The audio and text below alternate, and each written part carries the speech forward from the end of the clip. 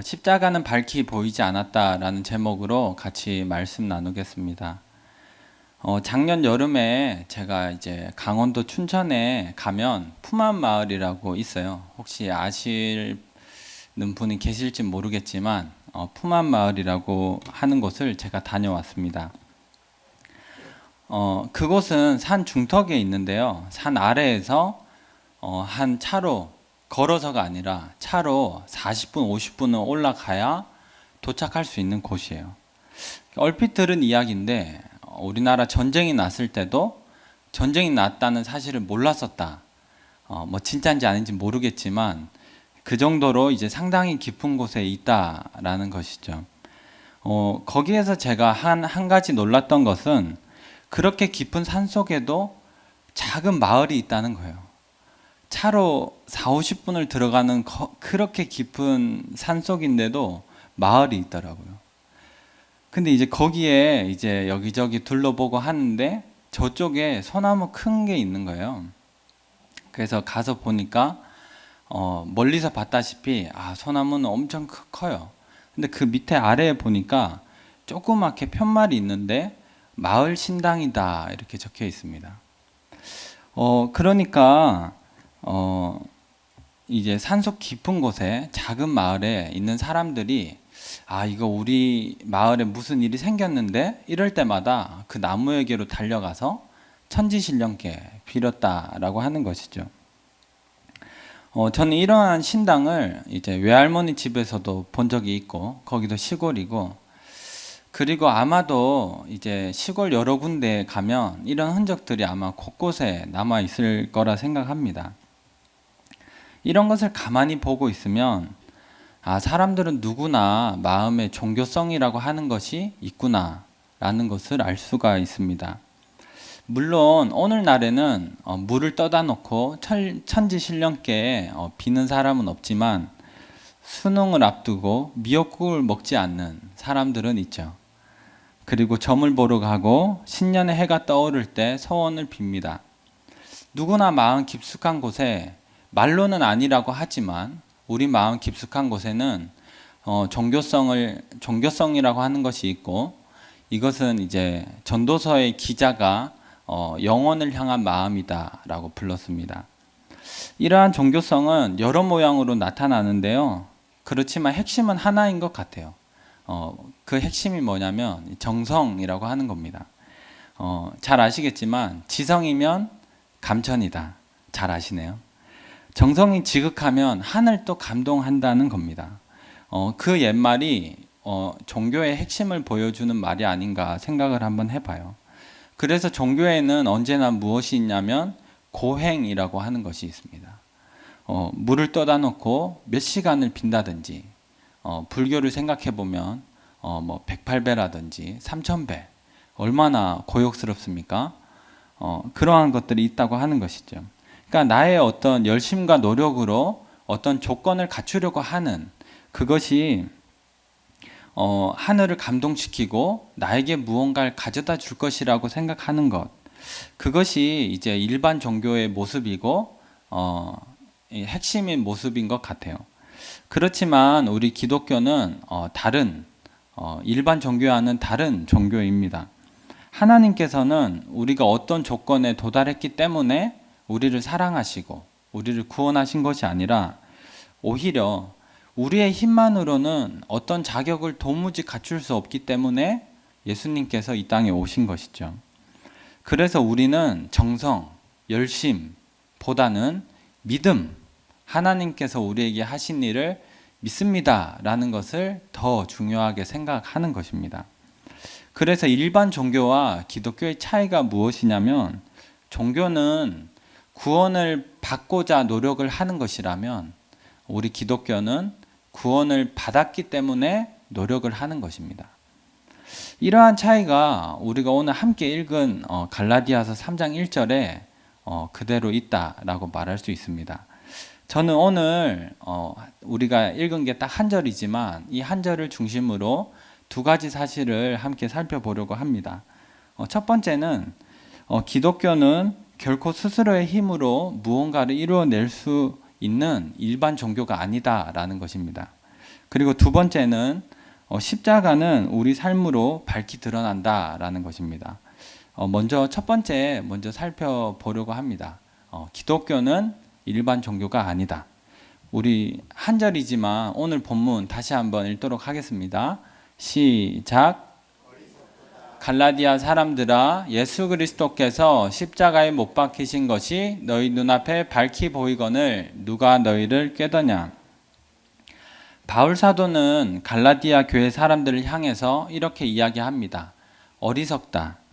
왜냐하면 갈라디아 교회 사람들이 예수 그리스도의 복음을 따르는 것이 아니라 다른 복음을 따르기 때문에 그래요.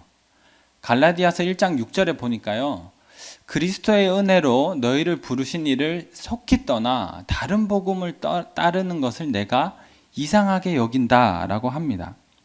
여기에서 다른 복음은 율법을 지켜서 구원을 받는다라는 것을 말해요.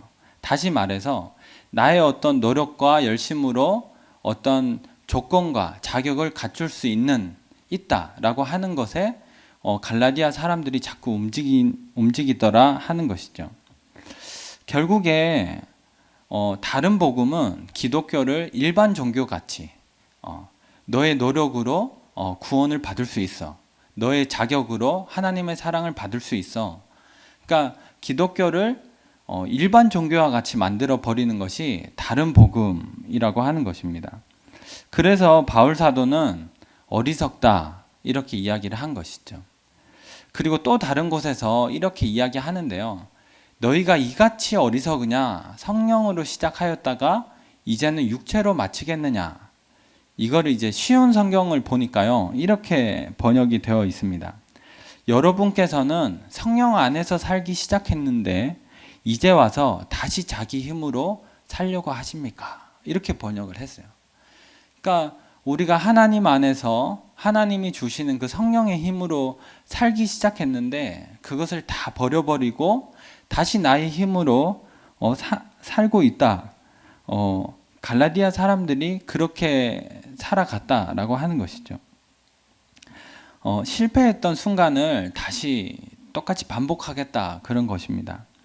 마치 바다에 빠져서 허우적거리다가 몸에 힘이 다 빠져서 죽어가는 사람을 건져냈는데 다시 바다에 뛰어드는 것과 같은 그러한 일을 갈라디아 교회 사람들이 했다라고 하는 것이죠. 사도 바울의 말처럼 어리석은 일이고 이상한 일입니다. 왜냐하면 실패의 길을 걸어가겠다는 거고 하나님께서 우리에게 주신 은혜가 있는데 그것을 무시하고 나의 힘으로 돌아가겠다. 이상하고 어리석은 것이죠. 이것을 보는 어떤 사람들은 바울 사도와 같이 이렇게 이야기할지 모릅니다. 어떻게 그리스도의 복음을 놔두고 다른 복음을 따라가느냐? 제가 한때 그랬습니다. 한때 의로움이 가득하게 살았을 때 하나님의 은혜를 저버리는 이스라엘 백성들을 보면서 막 은혜도 모르는 것들이다. 배은망덕하다. 막 버려 마땅하다. 이런 생각을 제가 했었어요. 근데 이제는 그렇게 생각하지 않습니다. 왜냐하면 잘 아시다시피 사람은 아주 미련하고 어리석고 때로 이상한 행동을 하는 존재입니다. 저도 마찬가지고요. 어떤 사람들은 술 때문에 인생이 망가지는 걸 알면서 그것을 놓지 못합니다. 어떤 학생들은 그저 시간을 흘려 보내면 안 된다는 걸 알지만 시간을 흘려 보냅니다. 또 어떤 사람들은 내가 말 한마디만 하면 먼저 조금만 다가가주면 관계가 회복될 것임을 알지만 그렇게 하지 않습니다. 배가 부르고 살을 빼야 되지만 더 먹는 것이 사람이고요. 네, 너무 크게 웃으시면 표시가 나니까. 네, 지금 일어나지 않으면 늦는다는 걸 알지만 더 자는 게 사람입니다. 작은 부분에서조차 제대로 못하는 게 우리 사람이잖아요. 근데 뭘 그렇게 기대할 수 있을까라는 생각을 많이 하게 되는 것 같아요. 갈라디아 교회 사람들이 그리스도의 복음을 두고 다른 복음을 따라서 살기 시작했습니다. 어리석고 이상한 일이지만 사람이 그렇다라고 하는 거예요. 죄인 된 사람은 원래 이상하고 어리석고 알지만 그것을 반복하는 존재입니다. 그래서 갈라디아 교인들을 볼 때면 예전과 같이 어떻게 그럴 수가 있냐는 말을 잘 못하겠어요. 우리 역시 그리스도의 복음을 알지만 마음 깊숙한 곳에 하나님의 은혜는 많았으니까 이제는 돈이 좀 많고 싶다. 그리스도의 용서를 알지만 저 사람은 용서하지 않겠다. 그리스도의 헌신을 알지만 내 시간은 뺏기지 않겠다.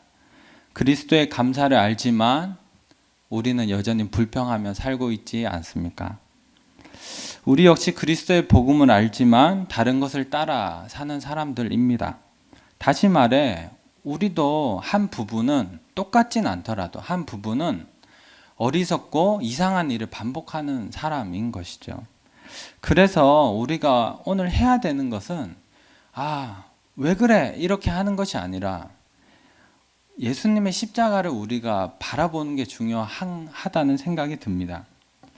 다른 복음에 물들어 버린, 다시 말해서 어떤 세상에 물들어 버린 그러한 모습을 다시 그리스도의 복음으로 채우기 위해서는 그리스도의 복음을 보는 수밖에 없다는 것입니다. 그래서 바울이 어리석도다 갈라디아 사람들아 예수 그리스도께서 십자가에 못 박히셨다라는 사실을 이야기하는 것이죠. 여기까지가 첫 번째입니다. 두 번째는 십자가는 삶으로 밝히 드러난다는 것입니다. 다시 한번 우리 본문을 다시 한번 읽도록 하겠습니다. 시작.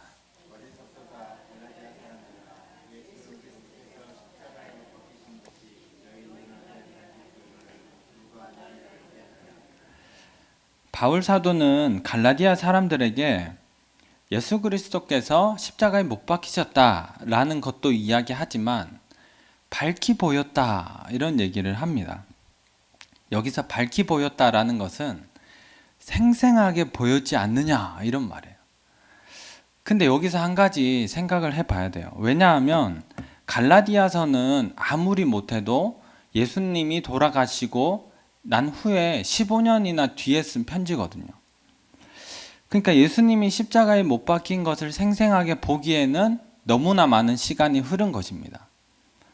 그리고 그게 어떤 박물관에 전시되어 있는 것도 아니고 영상으로 오늘과 같이 녹화가 되는 것도 아니잖아요. 갈라디아 지역이 예루살렘과 가까워서 창문 너머로 볼 수 있는 것은 더더욱 아닙니다. 어쩌면 갈라디아 사람들은 예수님이 하늘로 올라가시고 몇 개월 또는 몇 년 동안 그 사실을 몰랐을 수도 있어요. 이런 상황인데 바울은 예수 그리스도께서 십자가에 못 박히신 것이 밝히 보였다라고 하는 거예요. 생생하게 보였다. 너희 눈앞에. 그렇게 이야기를 하는 겁니다. 이것을 어떻게 이해할 수가 있을까? 저는 갈라디아서 2장 20절에 그 해답이 있다 생각합니다. 저희 함께 읽도록 하겠습니다. 시작. 내가 그리스도와 함께 십자가에 못 박혔나니 그런즉 이제는 내가 사는 것이 아니요 오직 내 안에 그리스도께서 사시는 것이라. 여기에서도 바울은 조금 이상한 이야기를 해요. 왜냐하면 그리스도와 함께 십자가에 못 박혔다는데 사실 못 박힌 게 아니잖아요. 살아 있잖아요. 편지도 쓰잖아요. 만나서 대화도 하잖아요. 근데 함께 못 박혔다. 아까는 눈에 생생하게 보이지 않는 건데 생생하게 봤다. 이렇게 표현을 한다라고 하는 겁니다. 여기서 못 박혔다라는 단어는 제가 조금만 설명하겠습니다. 완료 시제인데요. 과거의 사건이 현재의 나에게 영향을 미칠 때 쓰는 시제입니다. 그러니까 바울이 이야기하는 것은 그리스도께서 십자가에 못 박히신 것이 오늘날 나에게 끊임없이 영향을 주고 있다. 그것이 너무나도 나에게 많은 영향을 준 나머지 마치 십자가에 내가 못 박힌 것과 같다라는 것입니다. 다시 말해서 십자가가 아니고서는 내 삶이나 이것이 설명이 되지 않는다라고 하는 거예요. 예수님께서 십자가에 달려 돌아가신 그 영향이 너무나 크기 때문에 그래서 그리스도의 십자가가 아니고서는 내 삶이 도무지 설명이 되지 않는 그래서 마치 십자가에 함께 못 박힌 것과 같다. 이렇게 이야기를 하는 것입니다. 그러한 삶을 통해서 그리스도는 밝히 드러나는 것입니다. 생생하게 보이는 것입니다. 십자가를 두 눈으로 직접 보진 못했지만 십자가에 너무나 사로잡힌 나머지 오늘 또 그리스도와 함께 십자가를 못 박힌 자들을 통해서 그리스도는 밝히 드러나는 것입니다. 바울은 우리가 잘 알다시피 로마 시민권자였고 인류 신학자였고 유명한 랍비 가말리엘의 제자였습니다. 성공이 보장된 삶이었지만 모든 걸 버리고 텐트를 치고 그리고 그리스도를 전하는 삶을 살았죠. 그리고 이렇게 바울과 같이 예수와 함께 못 박힌 수많은 사람들이 바울과 같은 삶을 살았습니다. 그리고 오늘 또 살고 있고 앞으로도 살게 되겠죠. 십자가가 아니고서는 도무지 설명이 되지 않는 삶. 예수님의 십자가가 나에게 너무나 많은 영향을 주는 나머지 오늘 또 내가 십자가에 못 박혀서 사는 그런 사람들을 통해서 그리스도는 밝히 보인다라고 하는 것입니다. 저 집사님이 왜 저렇게 살아갈까? 왜 저렇게 다른 사람을 품으면서 살아갈까? 봤더니 거기에 십자가가 있는 것입니다. 저 권사님이 왜 저렇게 기도하고 왜 저렇게 교회를 위하여 헌신할까? 봤더니 거기에 십자가가 있는 것입니다. 저 장로님이 왜 저렇게 교회를 위해서 사는가 봤더니 십자가가 있고요. 저 전도사님이, 저 목사님이 왜 저렇게 섬기는가 봤더니 십자가가 있다면 그리스도는 밝히 드러나는 것이죠. 예수님의 십자가가 2000년이 지나서 그 흔적도 없지만 오늘 또 우리가 십자가를 밝히 볼 수 있는 이유는 바로 십자가 외에는 설명이 되지 않는 그러한 삶, 오늘 또 예수 그리스도와 함께 못 박혀 사는 그런 사람들을 통해서 밝히 드러나는 것입니다. 그래서 저는 갈라디아서 3장 1절을 이렇게 읽습니다. 어리석도다 갈라디아 사람들아, 예수 그리스도와 함께 십자가에 못 박힌 사람들의 신실한 삶을 통해서 예수 그리스도께서 십자가에 못 박히신 것이 너희 눈앞에 밝히 보이거늘 누가 너희를 꾀더냐. 저는 이렇게 읽습니다. 이제 두 개의 짧은 글만 소개하고 정리를 하고 결론을 맺도록 하겠습니다. 저에게 이제 인상 깊었던 작가 중에 한 명이 이제 프레드릭 비크너라고 하는 작가인데요. 이런 이야기를 했습니다. 삶이 불안하고 외롭고 고통스러울 때 예수님에게 육신의 손이 있어서 붙잡을 수 있으면 좋겠다 싶을 때가 있습니다. 다들 이럴 때가 있으시죠? 사는 게 좀 힘들어서 예수님이 한 번만 나를 좀 안아줬으면 좋겠다.